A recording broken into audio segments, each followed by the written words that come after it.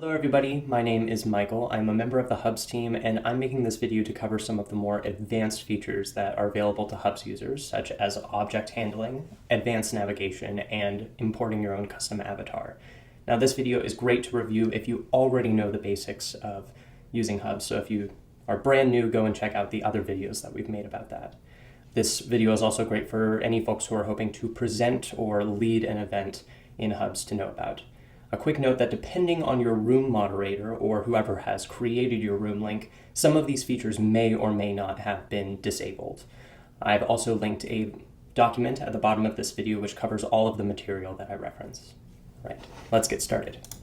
All right, so today we're going to be working in a room that I've set up in my Hubs Early Access subscription, and the first thing I want to go over is the different kinds of files you can load into a Hubs room. The first are images, which render out as these flat 3D objects that you can move around the space. And these are supported by JPEG, PNG, or PDF file types. With PNGs, you can see that the transparent background actually carries over into Hubs. And with PDFs, if you're using a multi-page PDF, you'll get a nice series of buttons that allow you to scroll through those multiple pages. The next is video and audio, which also render out as these flat three-dimensional objects. And these are supported with MP4 files for video and MP3 or WAV files for audio. And if you hover over these after they've spawned in, you'll see you have some buttons for controlling, pausing, skipping forward in that media. The next is 3D objects. For these, they'll load in as a full three-dimensional file that you can move around the space. And for these, you can either use a GLB file or a Sketchfab link. Lastly, we have links themselves. I'm going to share 3 types of links that you can use. The first is a Hubs room that is on the same server as you are. If you hover over this, you'll see a Visit Room button, which will not pop you out to a separate tab, but redirect your current tab to a new room.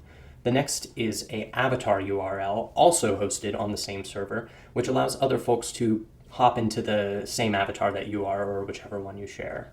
The last is an external website which will open up a new tab when you click the Open Link button. Great. Now I want to go over how to spawn in these objects. So there are 3 methods of getting an object into a Hubs room. The first is to use the Place button in your bottom toolbar, which pops up a little panel with a couple of options, but we're going to use the Upload button in the bottom left. In the pop-up that comes up after you click that, we have an input field where we can enter in a URL to any file that we want to upload. On a separate tab, I have this picture of a cat that is an image, and I'm going to paste into that input field and click Create Object. And you'll see that I've loaded in an image as a flat 3D object. The next method is to drag and drop a file that you have on your own computer. So over here on the right, I have that same image of a cat that I'm just going to click and drag over my viewport and release. And we'll see that the same object gets loaded in. Now the last method is simply to copy and paste into your browser. So I'm going to go back to that same cat file from earlier, Command C to copy it, and then Command V to bring up the same file. Now you may need to try a couple of methods to get your desired object into the space. So if one doesn't work, try it with the other to see if you have more success. The last thing I will mention is in the Place button, we also have a 3D model button. And this will take you to Sketchfab where you can search for any kind of object that you want to load in. A quick note that some of these will actually be quite large file sizes, so you want to be a little bit careful about how many of these objects you load in. All right, so now what can we do with our objects once we've gotten them into the space? I'm going to demonstrate on this duck object that I've loaded in. And you'll notice that as soon as you load an object in, you should be able to click on it and drag it around the space. Now this is simple, so if you want to do some more fine-tune adjusting, you'll need to bring up the secondary object handling menu. And to do this, you'll use the space bar and hover over your object to see that secondary menu. Now let's go over the different controls that are available in here. Now the first option we'll see in this handling menu is the option to pin an object in the space. Now by default, if you load in an object and then leave, that object will leave with you. So we need to tell it when it needs to stay in the room even after we've left. And this is the pinning button. Simply click and you should see it change to unpin. And we'll notice now that other folks, when they hover over, will not be able to click on the object to move it. To do so, we'll have to unpin to be able to move it around again. The second features are the transform controls, specifically rotation and scale. To use these, you'll click on them and then drag to manipulate the transform property you're using. So I've just used rotation to face the duck towards us. I'm going to release and use the scale option to make the object big or small. Next, we have the clone button, which will allow you to simply bring up another object. We'll see it spawned a little bit behind. Next, we have the delete button, which allows us to get rid of the object we're hovering over. Let's delete the duck that spawned back there. And next, we have the open link button, which if we click, will open up a separate tab that has actually downloaded that object onto my computer. We have the refresh button, which will re-render the object. This is particularly useful if you encounter an error with the object you're using. And finally, the gravity button, which will apply some basic physics to the object and make it, in this case, float up to the ceiling. Now, the features that we've just covered are available on most, if not all, objects, but I want to show you some special objects which have some more unique features to them. We'll go back over here to adjust those. The first is sharing your screen or your web camera, and this is accessible on the share button in your bottom toolbar. Once you click that, you should be prompted to either choose your camera or your screen. I'll use my screen for now. And then you'll have to pick which screen you want to use. So I'm going to choose my private browser and then click allow. And we'll see that I have the same view that I'm currently looking at. Now, once we have it in here, it's a little bit small. So we're going to click on it and we'll notice that right behind it, there's a blue outline. This is called a media frame, and it's available specifically so that you can put images, videos, and screen shares up on a wall in a desired position. So I'm going to move my screen share up into the media frame, and we'll notice that as soon as I get close enough, it pops into place. Once I release it, we'll see I have a nice big screen share up on the wall. Now, this is nice to have a very big screen share, but some folks in the back may still have trouble seeing it. In order to focus on a screen share, you can either hold space and click this little target icon, or you can hover and click the F key to focus in. And this just gives you a better view even if you're far away from an object. All right, the next special object I want to cover is the camera tool, which you can access by either clicking place and camera or the C key to bring up.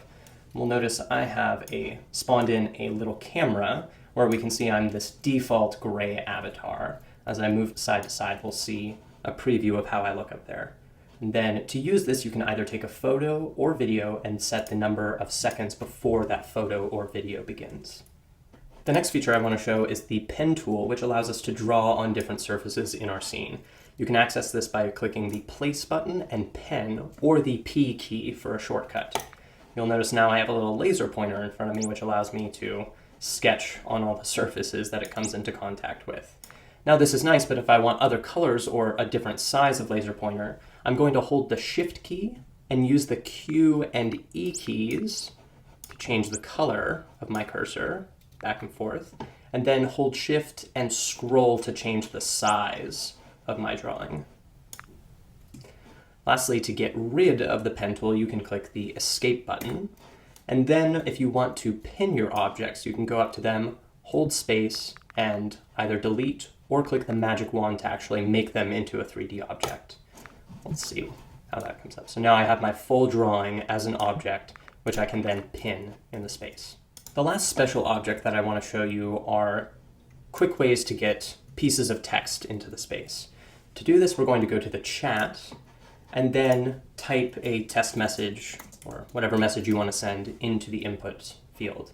Now, before pressing send, we're actually going to click this magic wand button, which will spawn in a nice movable image with that message. And this is a great way to annotate a space, as I've done with all of those small pieces of text.